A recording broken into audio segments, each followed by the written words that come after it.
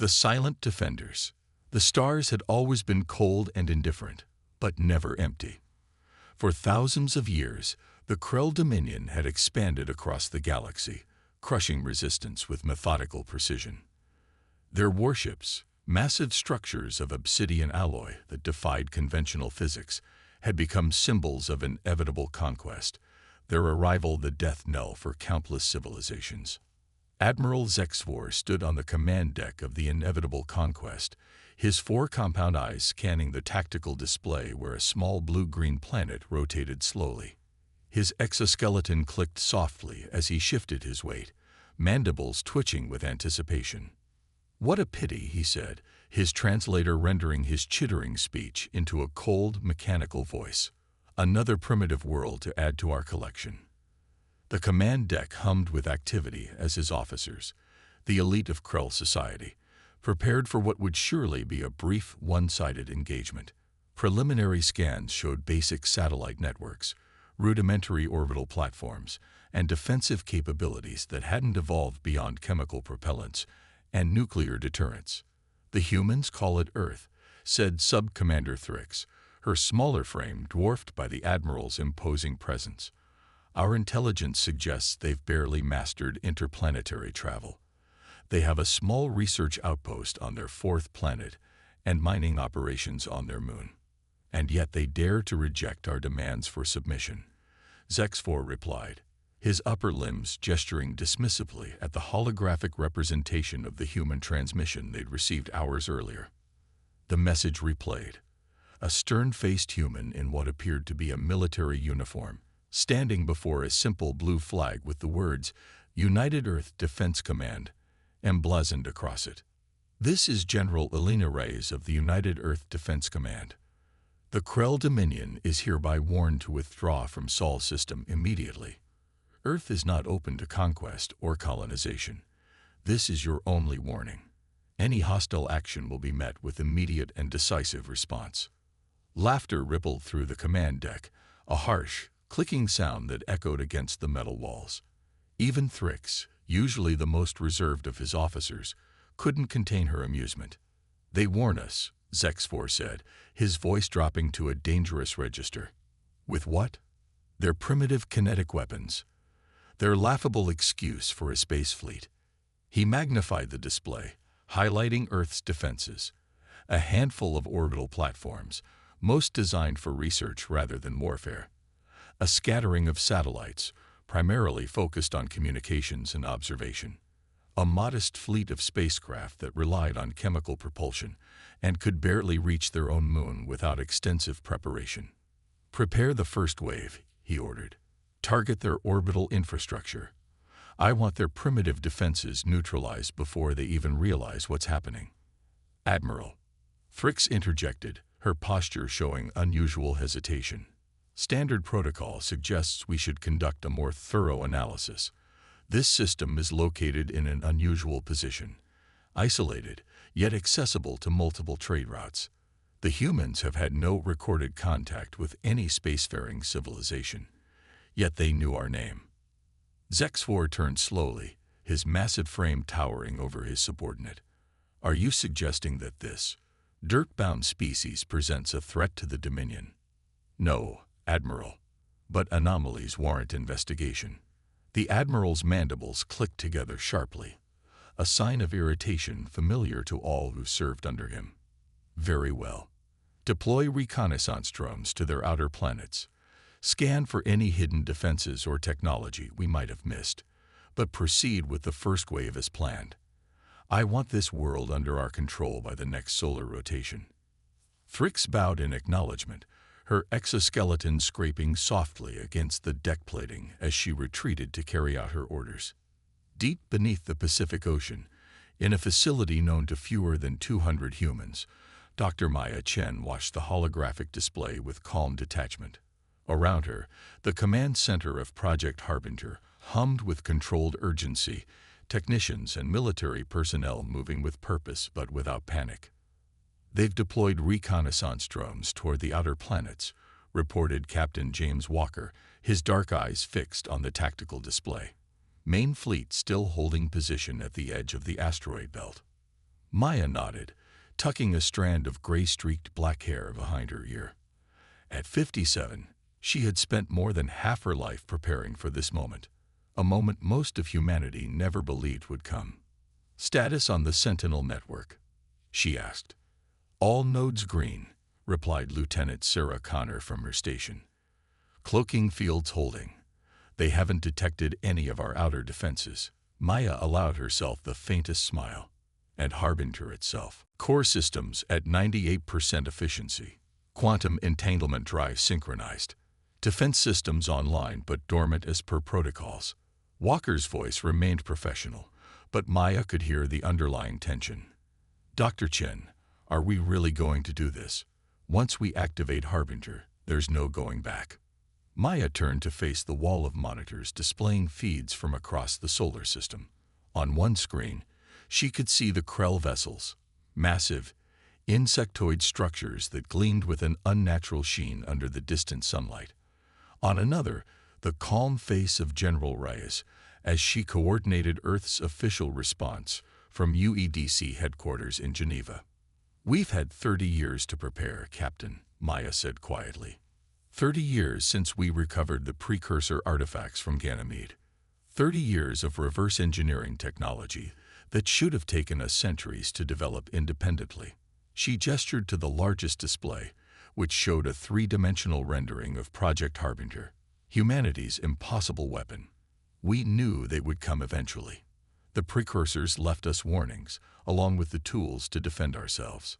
Walker's expression remained troubled.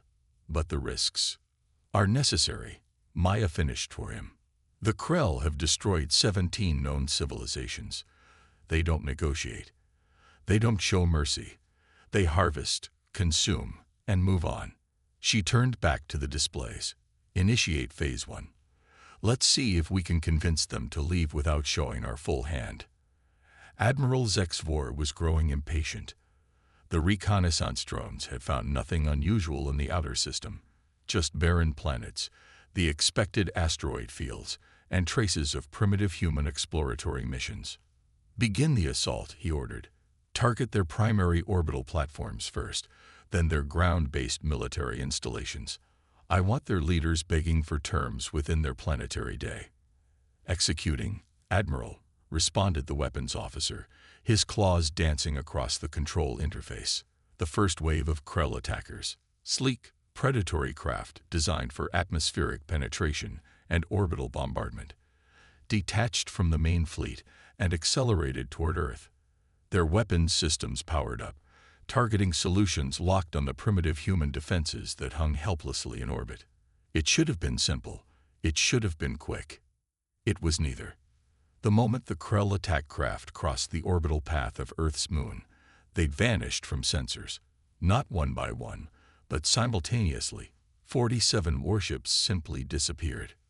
"Report," Zexvor demanded, his massive frame suddenly rigid with tension.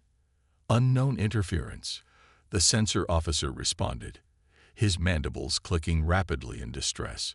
"No signs of weapons discharge, no debris. They're just gone." Before the Admiral could respond, a new transmission cut across all Krell communication channels. The face that appeared on the main display was not General Reyes, but an older human female with calm, intelligent eyes that seemed to look directly into Zexvor's soul. "This is Dr. Maya Chen of Project Harbinger. Your advance force has been neutralized. They are not destroyed, merely contained in a localized fold of space-time. They can be released unharmed if you choose to withdraw from our system immediately." Zexvor's exoskeleton creaked as he leaned forward, his compound eyes fixed on the impossible human. "What trickery is this? No pre-FTL civilization possesses such technology." The human's expression didn't change. "We've been expecting you for a long time, Admiral Zexvor. The precursors left us gifts, warnings about the Krell, and the means to defend ourselves. This is your final opportunity to withdraw peacefully."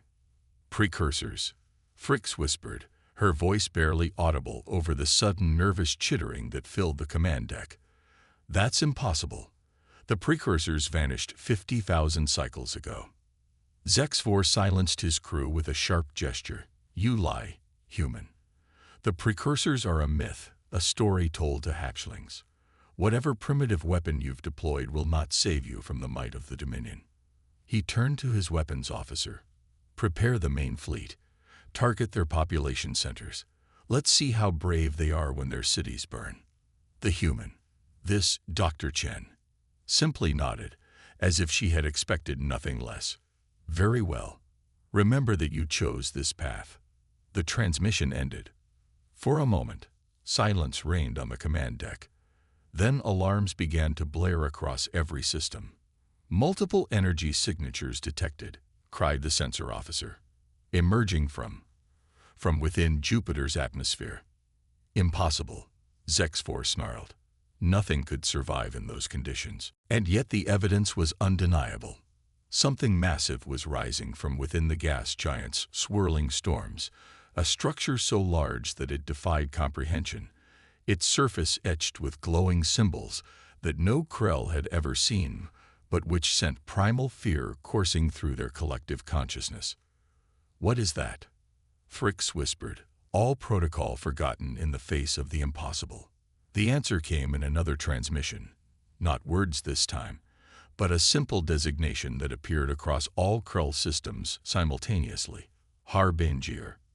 In the command center beneath the Pacific, Maya watched as the Krell fleet reacted to the emergence of humanity's ultimate deterrent.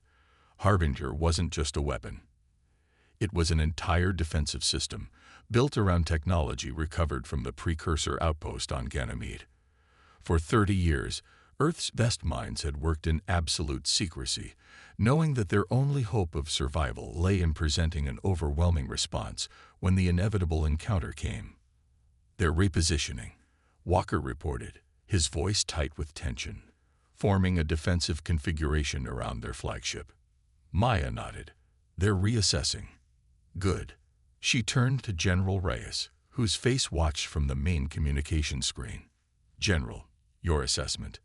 Reyes's weathered features remained impassive. They won't retreat yet. The Krell cannot conceive of defeat. They'll probe our defenses, look for weaknesses. We need to demonstrate that Harbinger isn't just for show. Agreed. Maya turned to her team. Activate secondary defense grid. Let's give them a taste of what they're facing. Across the solar system, hidden platforms that had lain dormant for decades began to power up. From the dark side of Mercury to the icy rings of Saturn, humanity's secret defenses revealed themselves, not with a thunderous declaration, but with a quiet, methodical precision that sent chills through even the most battle-hardened Krell observers. On the inevitable conquest, Admiral Zex-4 watched in growing disbelief as his tactical display revealed the truth. Earth wasn't defenseless. It had never been defenseless. The humans had somehow masked an entire defense network that spanned their solar system, technology that should have been centuries beyond their capability. Admiral, Fricks said quietly, I believe we should consider a tactical withdrawal to reassess the situation. Zex-4's mandibles clicked furiously. Retreat was unthinkable. In his 3 centuries of service to the Dominion, he had never failed to conquer a target world. He would not start now, not because of some primitive species that had stumbled upon technology they couldn't possibly understand. Launch all combat units, he ordered, his voice cold with rage. Target this Harbinger. Whatever it is, it can be destroyed like any other weapon. As the Krell war machine lurched into motion, Maya Chen watched from Earth's hidden command center, her expression unchanged. This was always how it would unfold. The Krell were incapable of accepting defeat, incapable of recognizing when they were outmatched. The coming battle would be costly, but necessary. They're committing their forces, Walker reported. All units advancing toward Harbinger. Maya nodded once, decisively. Then it's time. Initiate Harbinger primary systems. Let's show the Krell exactly what humanity is capable of. Above Jupiter, the massive structure that had emerged from the gas giant's depths began to transform, its surface flowing like liquid metal as hidden compartments opened to reveal weapons beyond even the Krell's understanding. technology from a civilization that had faced the Dominion long ago and had left behind the means for others to survive. The battle for Earth was about to begin in earnest, and for the first time in the history of the Krell Dominion, the outcome was far from certain. The Reckoning. The void between planets erupted with fire as the Krell battle fleet surged toward Harbinger.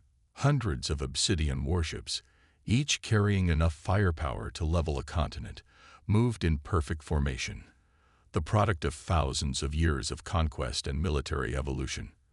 Their weapons charge, targeting systems locked onto the impossible structure that had emerged from Jupiter's depths. In the command center of the inevitable conquest, Admiral HFY stood rigid, his compound eyes fixed on the tactical display. This would be remembered as his greatest victory. The day he crushed a primitive species that had dared to challenge the Dominion with stolen technology they barely understood. "All ships in attack position," reported his weapons officer. "Targeting solutions locked." "Fire," HFY commanded, his voice cold and certain. The Krell fleet unleashed its fury, beams of concentrated energy and antimatter warheads streaking across the void toward Harbinger. It was enough firepower to shatter a small moon, delivered with precision born from millennia of warfare. And it meant nothing. The attacks simply vanished, not deflected, not absorbed. They ceased to exist meters from Harbinger's gleaming surface, as if reality itself rejected their presence. "Impossible," whispered Thrix, forgetting protocol entirely as she stared at the sensor readings. The energy signatures, they're being redirected somehow, folded into subspace. Before HFY could respond, Harbinger began to move, not with the expected acceleration of conventional engines, but with a sudden, impossible shift in position, as if space itself bent to accommodate its passage. One moment it hovered above Jupiter. The next, it materialized at the edge of the Krell formation. And then it spoke, not in words, but in pure information, flooding every Krell system with data that bypassed their encryption as if it didn't exist. "We are Harbinger. We stand for Earth. You have been warned." In the command center beneath the Pacific, Maya Chen watched the confrontation unfold with clinical detachment. Around her, the control team monitored Harbinger's systems, but there was little for them to do now. Once fully activated, the precursor technology operated on principles that even Earth's best scientists only partially understood. "They're trying to regroup," Captain Walker reported, studying the tactical display where the Krell fleet scattered in disarray, attempting to establish a defensive perimeter around their flagship. Their weapons had no effect. "As expected," Maya replied. "The precursors faced the Krell long before we did. They understood their technology, their tactics." She turned to face the largest screen, where General Reyes watched the proceedings from UEDC headquarters. "General, your assessment." Reyes's weathered face remained impassive. "They won't retreat. Not yet. The Krell hierarchy doesn't tolerate failure. Admiral HFY will commit every resource rather than admit defeat." Maya nodded. "Then we proceed to Phase 2. Lieutenant Connor, activate the Sentinel network." Sarah Connor's fingers danced across her control panel. "Sentinel network activating, Dr. Chen. All nodes responding." Across the solar system, what had appeared to be simple asteroids or orbital debris suddenly awakened. The Sentinel network, hundreds of autonomous defense platforms disguised as natural objects, had been humanity's first application of precursor technology. For decades they had drifted silently, hidden by advanced cloaking fields, waiting for this moment. On the bridge of the inevitable conquest, chaos erupted as new threats appeared on every sensor. "Multiple energy signatures detected throughout the system," cried the sensor officer, his mandibles clicking rapidly in distress. "They're everywhere. The asteroid belt, Earth orbit, even our own formation." HFY snarled, his exoskeleton creaking with tension. "Deploy defensive countermeasures. All ships, evasive maneuvers." But it was too late. The Sentinels weren't attacking with conventional weapons. Instead, they projected fields of distorted space-time, bubbles of altered reality that engulfed Krell ships, trapping them in microseconds of frozen time. One by one, the mighty vessels of the Dominion fleet found themselves paralyzed, crews experiencing a peculiar suspension where thought was possible but movement was not.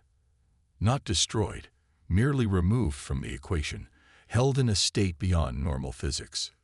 What is happening? Zex-4 demanded, watching helplessly as his fleet was systematically neutralized. This defies all known science.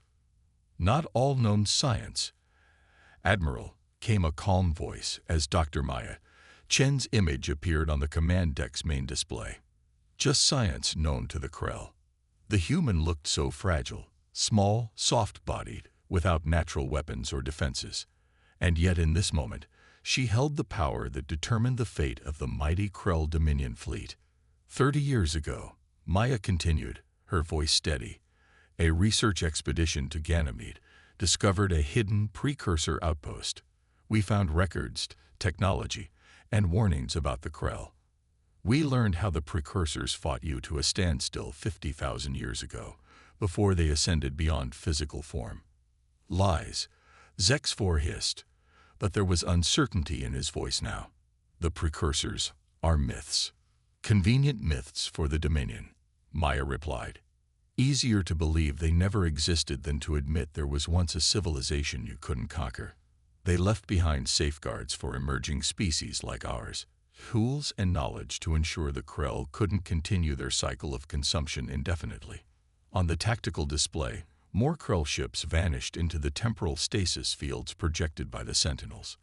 Out of a fleet of over 300 vessels, fewer than 50 remained operational, including the inevitable conquest itself. You've lost, Admiral, Maya stated simply. Your fleet is neutralized. Your weapons are ineffective against our defenses. You have two choices: retreat and inform the Dominion that Earth is not to be approached again, or face complete neutralization. Zex-4's massive frame seemed to swell with rage. The Dominion does not retreat. We are the supreme power in this galaxy. We will return with a force that will overwhelm whatever stolen technology you possess. Maya sighed, looking genuinely regretful. I thought you might say that. You should know that Harbinger isn't just a defensive system, Admiral. It's also a message. One that's currently being transmitted to every world in the Dominion. What? Zex-4's compound eyes widened in alarm. The complete technical specifications of our defensive systems, along with the coordinates of 17 other precursor caches scattered throughout the galaxy, Maya explained, each containing the same technology we've utilized here. By the time you return to Dominion space, dozens of other primitive species will have the means to defend themselves. The age of Krell expansion is over. Sub-Commander Thrix watched the impossible human with a mixture of fear and fascination.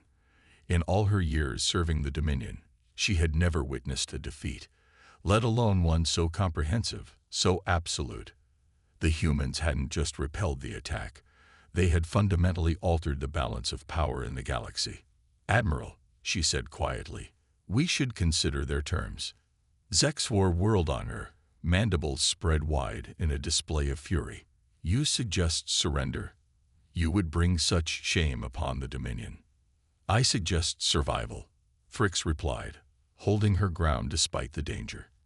If what they say is true, if other species gain access to this technology, the Dominion faces extinction, not merely defeat here.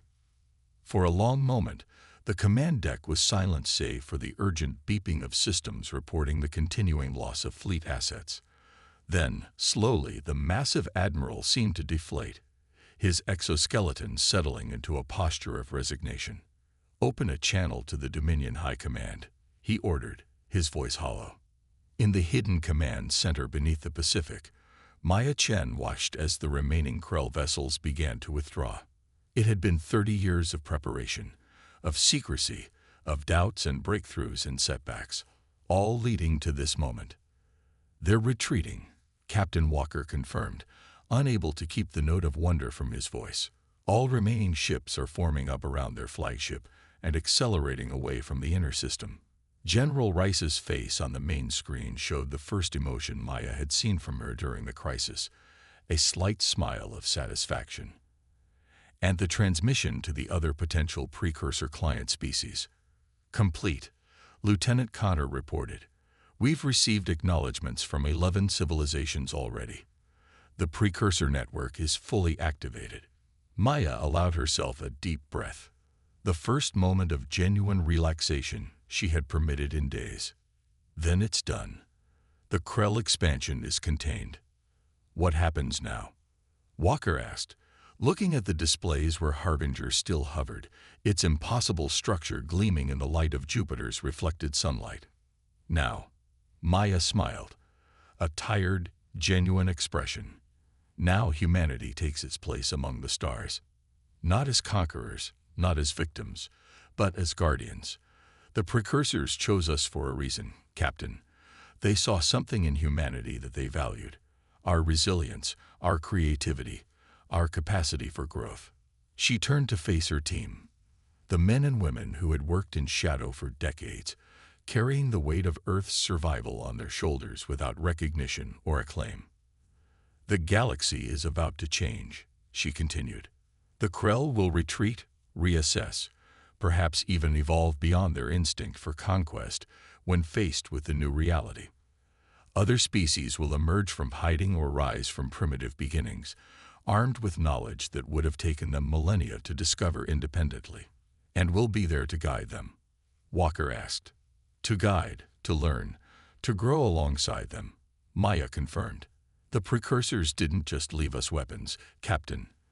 They left us a legacy, a responsibility to ensure that what happened to them, what nearly happened to us, doesn't happen to others. 3 months later, a different kind of ship approached Earth. Not the predatory silhouette of a Krell warship, but the elegant, crystalline structure of a Tassari diplomatic vessel.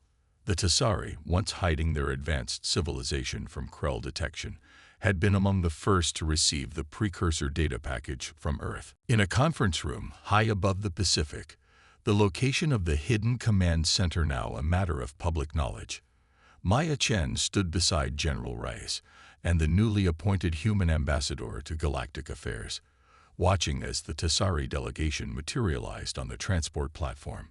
The aliens were tall, slender beings with iridescent skin that shifted colors with their emotions, currently displaying patterns of deep blue respect and golden gratitude. Dr. Chen, spoke the lead delegate, its melodious voice translated by systems derived from precursor technology. On behalf of the Tassari Consensus and the 11 other species liberated by your actions, I bring formal greetings and an invitation. Invitation? Maya asked, intrigued. To join the newly formed Precursor Accord, an alliance of species committed to mutual defense and the responsible stewardship of advanced technology. The Tassari's skin rippled with patterns of green hope. The Krell Dominion has withdrawn to its core systems, its hierarchy in disarray as subject worlds declare independence. A new era is beginning, one shaped by cooperation rather than conquest. Maya exchanged glances with General Rice, who nodded almost imperceptibly. Earth would be honored to join the accord, Maya replied, feeling the weight of history in her words. But not as leaders, as partners. The precursors chose humanity as one of many caretakers, not as sole inheritors of their legacy. The Tassari delegate's skin flushed with warm orange approval, wisely said, "It is precisely this perspective that confirms the precursor's judgment." It gestured toward the window, where Earth's blue surface gleamed in the sunlight. Your world stood alone against the greatest military power in known space, not through superior numbers or brutality, but through patience, preparation, and the courage to act decisively when the moment came. Maya followed its gaze to her homeworld, still beautiful, still vulnerable in so many ways, but no longer alone in the cosmos. "We had help," she said simply, "and now we'll help others." Deep in the void beyond Neptune, Harbinger drifted in silent vigilance, its purpose fulfilled but its watch never ending. Within its impossible structure, precursor systems monitored the galaxy, ready to awaken again if needed. But for now, its weapons remained dormant, its power channeled instead into a network of communication and cooperation that spanned dozens of star systems. Where the Krell had brought conquest, Earth and its new allies brought connection. Where the Dominion had imposed uniformity, the Precursor Accord celebrated diversity. In the Great Assembly Hall of the newly constructed Accord headquarters on Earth's moon, representatives from 12 species gathered to sign the founding charter. Maya Chen, now serving as Earth's representative to the Accord Council, watched with quiet satisfaction as former enemies became allies, as ancient rivalries dissolved in the face of new possibilities. "They laughed at us," General Rice murmured, standing beside her at the observation window. "When we sent that warning, when we told them to leave or face consequences," the Krell laughed. Maya nodded, remembering the recordings from those first tense communications. Pride before the fall. They couldn't imagine that humanity could be a threat. "A common failure throughout history," Rice replied. "Underestimating the quiet ones, the watchers, the planners, the ones who prepare in silence." Below them, the signing ceremony concluded with a display of lights as each world's representative placed their mark on the charter. A new beginning, built upon the remains of an ancient legacy. "The Krell will return eventually," Maya said, her voice low. "Perhaps not for conquest, but they'll return. And we'll be ready," Rice answered with quiet confidence. "Not just humanity this time. All of us, together." Maya smiled, watching as the diverse gathering of species, some humanoid, others wildly different in form and function, mingled and conversed, building the connections that would form the foundation of a new galactic order. The Krell had laughed at humanity's warning, dismissing Earth as just another primitive world to be added to their collection. Now their laughter had fallen silent, replaced by the cautious respect of a predator that had finally encountered its match. And in that silence, something new had room to grow. Something built not on domination, but on the shared wisdom of 100 worlds reaching for the stars together. Harbinger had lived up to its name, not as a herald of destruction, but as the messenger of a new dawn for all sentient life in the galaxy.